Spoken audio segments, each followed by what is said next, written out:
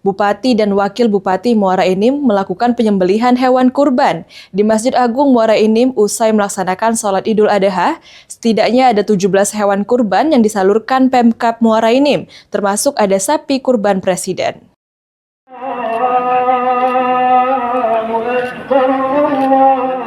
Bupati dan Wakil Bupati serta Forkopimda dan masyarakat Kabupaten Muara Enim melaksanakan sholat Id berjamaah. Di Masjid Agung Muara Enim, ibadah sholat Id berjalan hikmat.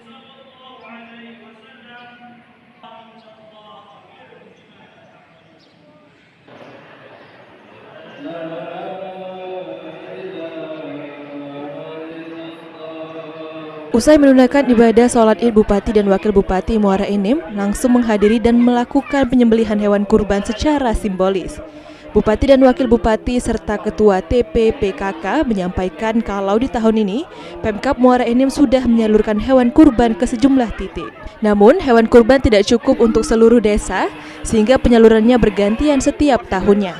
Termasuk sapi kurban bantuan dari Presiden RI Prabowo Subianto telah disembelih oleh panitia kurban Masjid Agung yang nantinya daging kurban akan didistribusikan ke masyarakat sekitar masjid dan warga tidak mampu. Hari ini kita pastikan bantuan Presiden. Mudah-mudahan ini nanti bisa didistribusikan kepada masyarakat sekitar.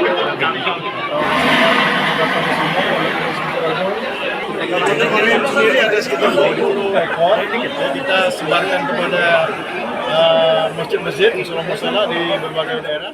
Sementara itu, Ketua Panitia Kurban Masjid Agung Muara Enim, Kemas Ahmad Malian, tahun ini Masjid Agung menyembelih 6 ekor kambing dan 8 ekor sapi kurban dari masyarakat Pemkab Muara Enim, Presiden RI, dan perusahaan.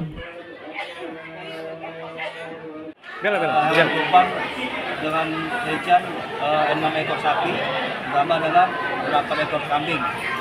Sapi tadi kami bantuan dari Presiden melalui Bupati Muara Enim dan masyarakat dan jemaah.